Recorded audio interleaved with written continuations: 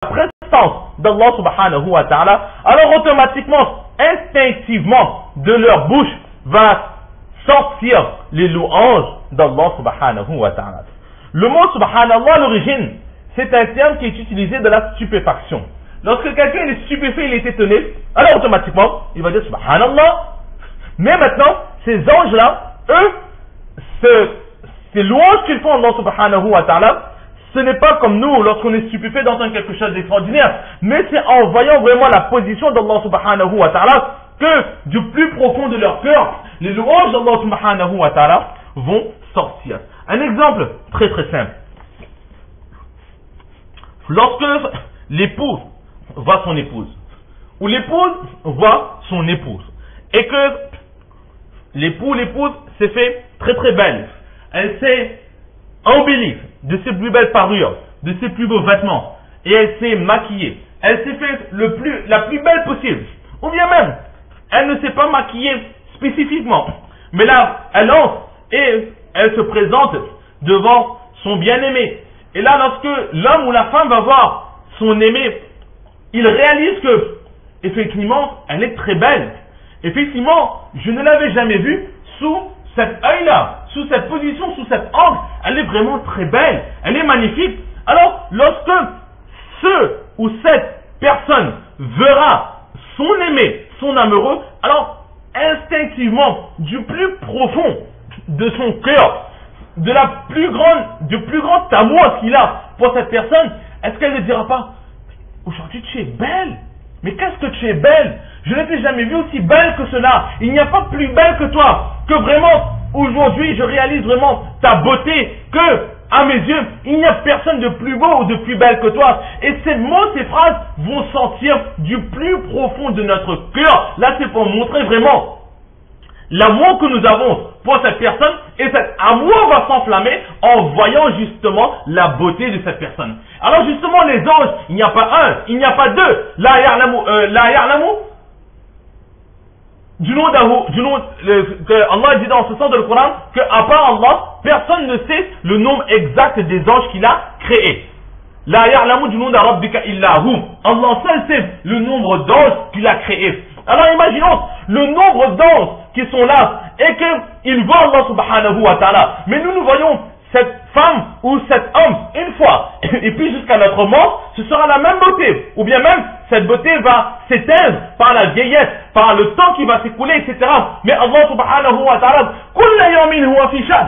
Chaque jour, il est différent pour ses créatures. Alors chaque jour, à chaque instant, pas chaque jour, mais à chaque moment, Allah il est différent. Et ces anges qui contemplent Allah, chaque moment qui passe, chaque moment ils voient une nouvelle beauté d'Allah. Alors à chaque fois ils vont dire Subhanallah. Et là ça va sortir du plus profond de leur être que oh Allah, tu mérites vraiment toutes les louanges. Tu es vraiment le magnifique. Tu es vraiment le meilleur. Alors cet être d'Allah subhanahu wa ta'ala, il ne cesse de se remplir des louanges. Et ces louanges-là montrent vraiment la beauté et la prestance d'Allah subhanahu wa ta'ala. Allah, il ne s'améliore pas par les louanges. Allah, il ne devient pas meilleur par les louanges. Car Allah, il est déjà subhan.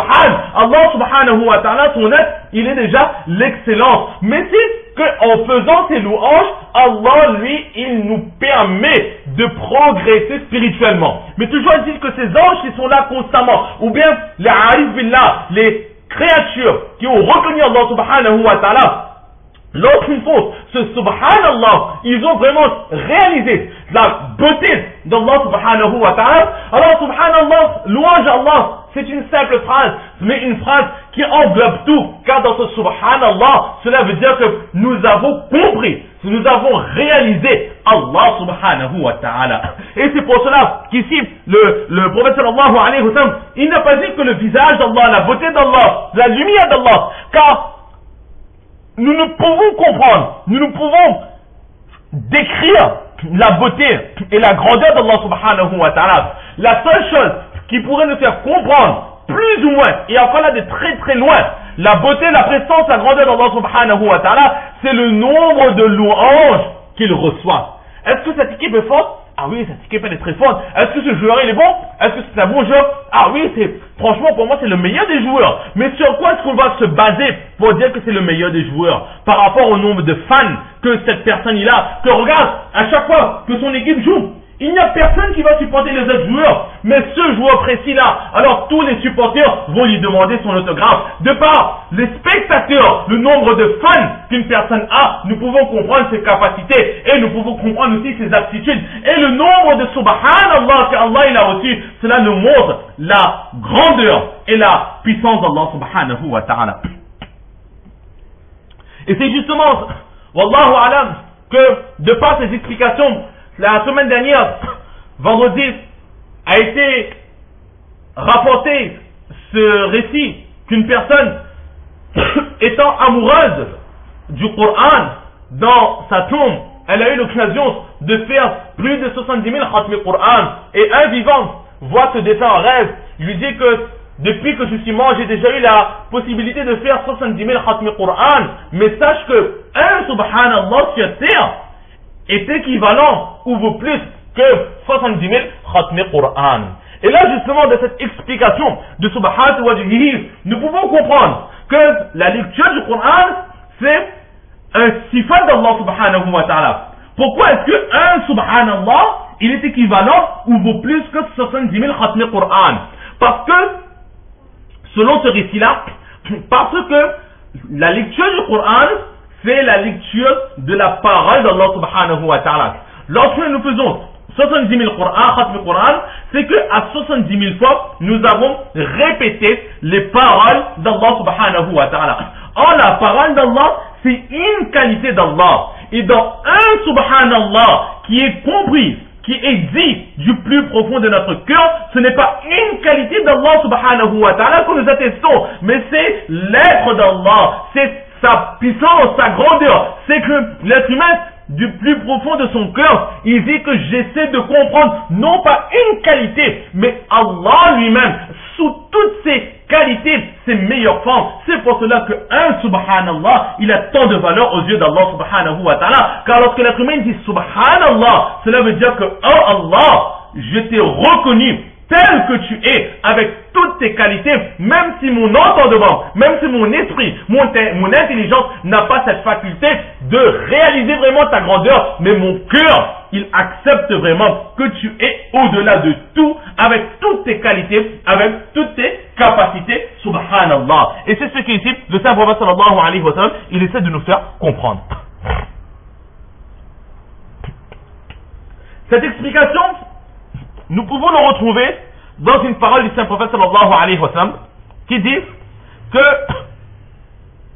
celui qui regarde Hazrat Ali radiallahu ta'ala an, cette personne fait l'ibadat d'Allah.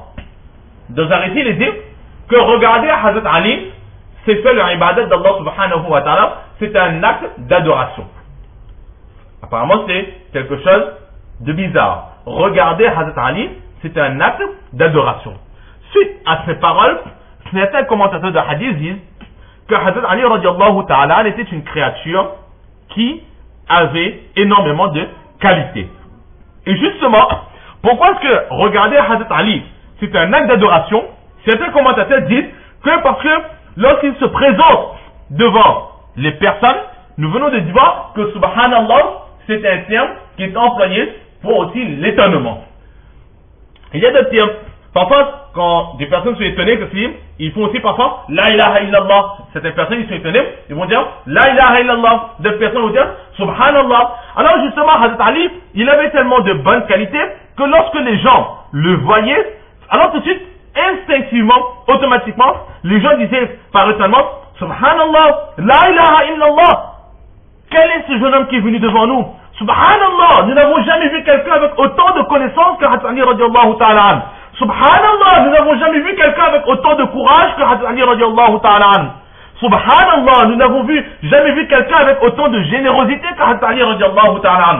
Donc il avait tellement de qualités qu'à chaque fois que quelqu'un voyait les qualités de Hazrat Ali radiallahu ta'ala an, dans son étonnement, il disait Subhanallah. Ou bien la ilaha illallah. Et ce la ilaha illallah, subhanallah, qu'est-ce que c'est si ce n'est pas les louanges d'Allah subhanahu wa ta'ala. C'est pour cela que le prophète sallallahu alayhi wa sallam, il a dit que regarder un livre, c'est un acte d'adoration, parce que automatiquement, les personnes vont faire les louanges d'Allah subhanahu wa ta'ala, louer Allah pour montrer la qualité de Hazrat Ali radiyallahu ta'ala anhu. Ces paroles peuvent être un peu plus développées, mais nous n'allons pas entrer dans trop de détails. Donc là, nous voyons que une explication qui dit que subhatu wajhihi, ce sont toutes les louanges qui sont faites d'Allah subhanahu wa ta'ala. Ou une deuxième explication, que Allah subhanahu wa ta'ala, son voile, c'est lumière. Alors là, la première explication que nous avons vue, c'est quoi? C'est qu'effectivement, Allah, il a un voile de lumière devant lui, et s'il enlève ce voile de lumière, alors toute la création serait brûlée par la lumière propre de l'être d'Allah subhanahu wa ta'ala. Ça c'est une explication, et nous avons expliqué pourquoi est-ce que c'est le terme de subhanahu wa ta'ala qui a été employé. Mais une deuxième explication pour le voile, c'est quoi? C'est que un voile, c'est quoi? Nous savons tous ce que c'est qu'un voile. C'est un morceau de tissu qui va cacher, protéger quelque chose. Mais pour cacher ou protéger justement quelque chose, il faut qu'il y ait quelque chose. Et qu'est-ce qu'une chose? C'est donc une chose qui a un poids, qui a une forme, qui est délimitée. Par exemple, un paravent, c'est des morceaux de bois avec quelque chose au milieu pour que l'on puisse pas voir au travers de cela. Qu'est-ce qu'une porte? C'est un morceau de bois. Quelle est la grandeur de la porte? Une porte n'est pas infinie. Une porte, il a une certaine grandeur, une certaine largeur, une certaine longueur. Un être humain, c'est quoi? C'est un corps. Et un corps, il est délimité dans le temps et dans l'espace aussi. Or, Allah subhanahu wa ta'ala, il n'a pas de limite, ni dans le temps, ni dans l'espace. Et un voile, c'est quoi? C'est quelque chose, justement, qui va cacher une chose qui est donc délimitée par le temps et dans l'espace. Or, Allah subhanahu wa ta'ala, il n'a pas de limite. Donc, Allah, il ne peut pas avoir de voile. C'est pour cela que cette version nous dit qu'ici, le mot voile, hijab, cela ne sera pas employé dans son sens propre. Mais, nous allons aller dans la finalité du voile. Un voile, ça sert à quoi? Ça sert à cacher. Ça sert à empêcher que l'on puisse voir quelque chose. Et lorsque le prophète sallallahu alayhi wa sallam dit que le hijab, le voile d'Allah subhanahu wa ta'ala est de lumière, cela veut dire que tout simplement, non pas que Allah il a un voile de lumière, mais exactement, comme Allah il est lumière sur lumière, et que Allah ce n'est pas délimité ni dans le temps ni dans l'espace, alors ici le terme de hijab, de voile d'Allah, signifie tout simplement que Allah ne peut être visible. Hijabuhu nur, Allah ne peut être aperçu par l'être humain. Aucune créature ne peut voir Allah subhanahu wa ta'ala. Car nous l'avons dit que pour avoir un voile, il faut être délimité. Ah, Allah n'est pas délimité. Ici, le terme hijab veut dire que Allah ne peut être vu par l'être humain. Et pourquoi est-ce que le prophète sallallahu alayhi wa sallam, après le mot hijab, il a mis lumière? Tout simplement parce que Allah, il est lumière sur lumière. Dans notre livre du Mishkat al-Masabir, c'est son voile et lumière. Dans d'autres récits, il est dit son voile est de feu. La lumière et le feu, c'est à peu près la même chose. Mais pourquoi est-ce que le terme lumière et feu ont été employés? Parce que tout simplement, lorsque la lumière est très forte, ou que le feu est ardent, on ne peut regarder à travers ce feu ou à travers cette lumière. La force qui s'émane de cette lumière ou de ce feu va éblouir nos yeux et nous ne pourrons pas voir comme il le faut, nous ne pourrons pas voir convenablement. Donc ici aussi, c'est quoi? Hijabuhu nur, que Allah, il n'est pas visible. Et à quel point il n'est pas visible? Exactement comme la lumière qui est forte nous éblouit, alors nos yeux aussi, ils n'ont pas cette capacité, cette faculté de pouvoir voir et de pouvoir contempler Allah subhanahu wa ta'ala sur cette terre. Cependant, dans l'au-delà, cela sera possible. Dans une narration, les compagnons radiallahu ta'ala anhum ajma'in, ils ont dit au prophète d'Allah, est-ce que nous pourrons voir Allah subhanahu wa ta'ala? Le prophète d'Allah, il a dit oui, nous pourrons voir Allah subhanahu wa ta'ala. Mais là, les compagnons, ils ont eu cette question. Ils se sont interrogés que oui, nous voulons voir Allah, mais dans le paradis, il n'y aura pas que nous. il y aura des milliards et des milliards de personnes, depuis Adam jusqu'au Kiyamat. Combien de personnes ont été créées? Combien entreront dans le paradis?